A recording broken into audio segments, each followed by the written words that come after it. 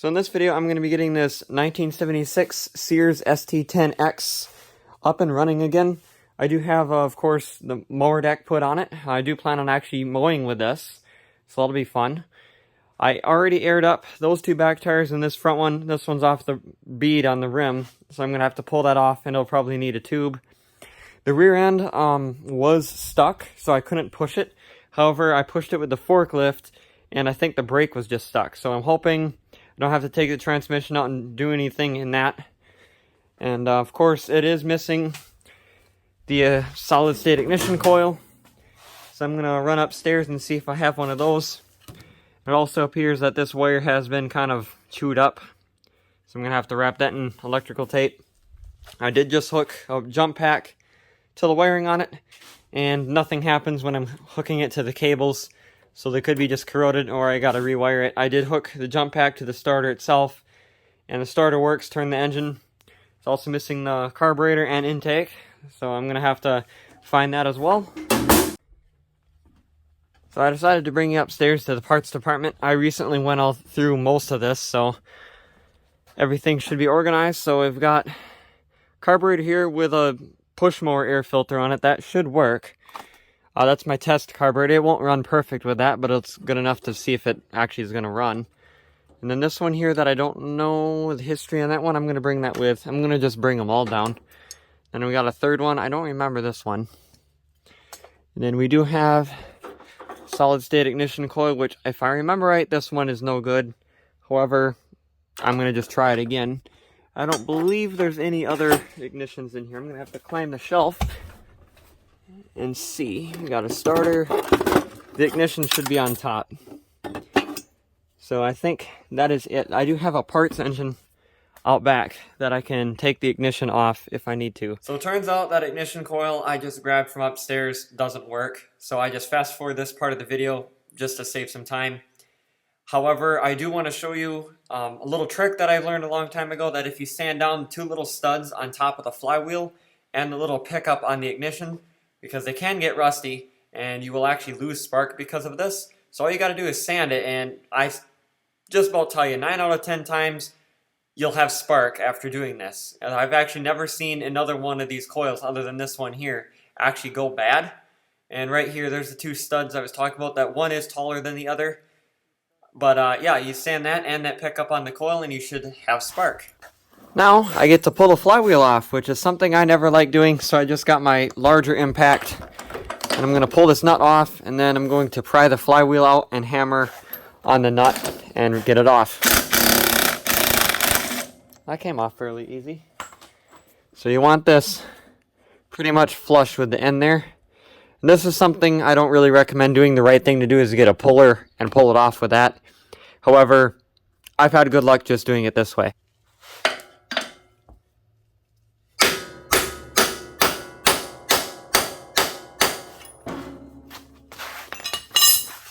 I already seen it moving, so it should just come right off. I have, however, had to use a puller. If it didn't come off more, if it didn't come off by just tapping on it, I would have had to have got a puller and pulled it off. Oh my, I am glad I took this apart. Check this out. One of the magnets is not attached to the flywheel.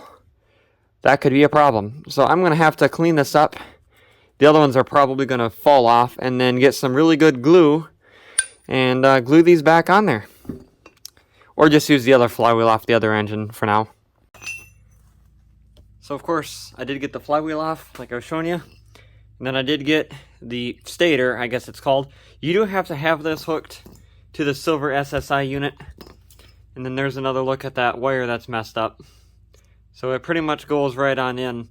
So I was hoping my parts engine, which I did go and grab, was going to be exactly the same, which was my thought.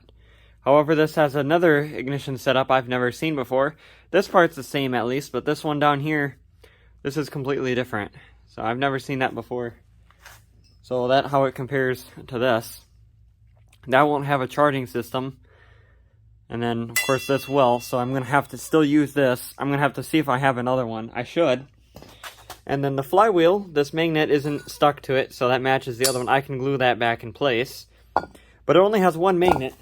And then if you look at the one that came out of it, it's full of magnets. So I'm gonna have to glue probably this one.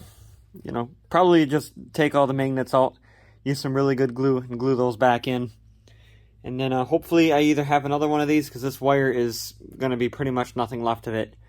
Or, I don't know, try to fix this somehow. So I'm going to see what I do from here, and I'll come back and give you an update. So I got the ignition unit. Taken off this parts engine, and I put it on this one. It's not going to have the charge coil on it. I just wanted to see if this one works the way it is. And then I'm going to actually fix both of these flywheels, take all the magnets off, and then glue them back on with some good glue. And then what I'm actually going to do now is I'm going to pressure wash this, and then just to make it a little bit cleaner. And then get some glue for those, get those glued, come back, and then hopefully actually get it running at that point. So it's the next day now, but I did pressure wash the tractor. It doesn't really look any different, but the engine area there is cleaner, which is the main thing. I did glue both flywheels that I have. Just this one magnet was loose. The other ones I tried prying out and they wouldn't come out, so I decided just to leave those be the way they are. And then this one here, the one magnet's the one I'm going to use. The charging system coil that was on this engine underneath the flywheel wouldn't work no matter what I did with this coil. However, this setup, I just kind of spun it by hand a little bit yesterday, and it does have spark. I did that before gluing it, just you know, made sure I wasn't going to waste any more time on this, and turns out it works. And then I did some testing on the wiring. Turns out there's a safety switch back there where the mower deck engagement lever is, which is really odd on these because being a garden tractor, it can be easily done without a deck. So I'm not sure what you do with that if you don't have a mower deck on it. But anyway, I just cut the two wires, bypassed that, and then we got a starter that works. And not only that, but if you turn the key on, pull the light switch, we got working headlights and working taillight. And this taillight is like brand new. So that's pretty cool. So original wiring on this is actually going to work, except the charging system won't. But I switch batteries on all of these tractors every time I drive them anyway, so that's fine, at least for now. So I'm going to get the flywheel put back on, which is basically the opposite of taking it apart. And then we'll go from there. So bolting down the SSI, or solid state ignition coil, you do need to have a little gap between the two little studs and the unit itself. So I'm using just a feeler gauge. You don't have to have a feeler gauge, just basically just something in there so it doesn't come in contact with it, because if the flywheel does hit the ignition unit, you'll have a problem, because you will definitely break something if that happens. So I'm just making sure that it clears with plenty of room, and then tighten the little screws down holding that on, and then we get to see if it actually has spark for sure now.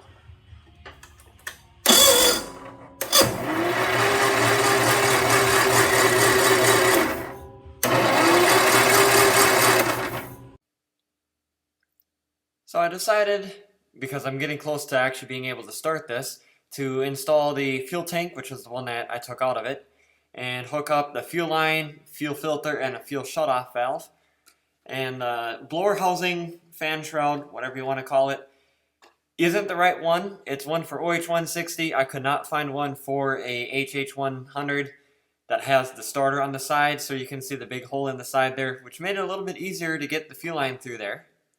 And then I'm just hooking that up to just one of those little cheap plastic fuel pumps, just because where the tank's at, it's just at that right level where if it's towards, you know, being out of fuel, you're going to end up needing a fuel pump. So I decided, you know what, I'm just going to use one, because I already had one laying around. So just finishing up the fuel line, and then we should be able to actually try starting this. So as you saw by that, I did get, you know, the fuel lines and everything hooked up. The gas tank is just sitting in there. I got to bolt that back down yet, but I just wanted to see if this would run. The shroud here, I wanted to use one off of a starter generator, 12 horse. However, they don't have the cutout for the starter, and I was planning on just cutting a hole in there, but it turns out these shrouds actually have to be wider for the gear that goes around the flywheel. So I found this one off of OH160, and of course there's this big hole in the side, and then there's a gap here, but it'll work for now. It's better than nothing, I guess. So I'm going to set you up down here on the tripod and hook a battery up, and we can actually try to start this. And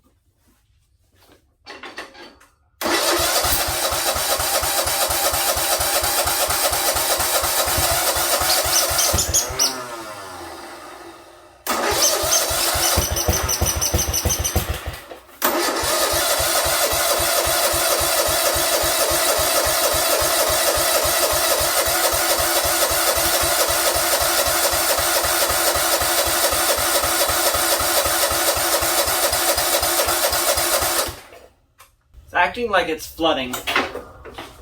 I've seen gas come out of the carburetor. Spark plug's pretty wet. It was just screwed in finger tight too.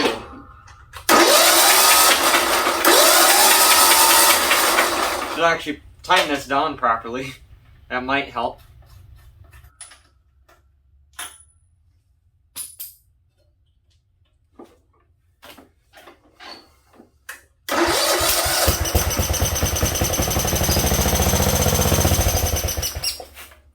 It kind of whistles.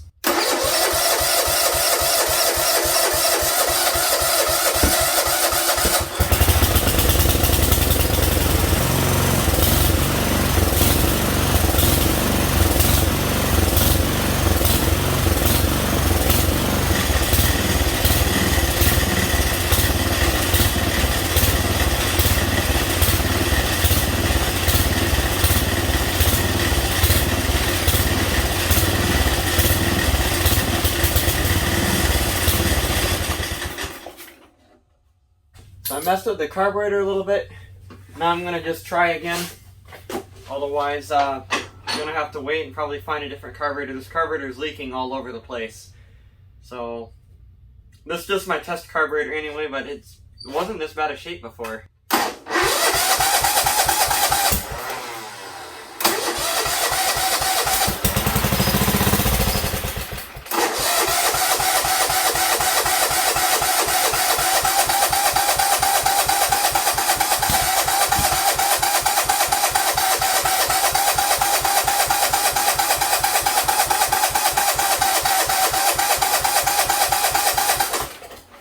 Alright, so unfortunately this video I won't be able to have it running and driving.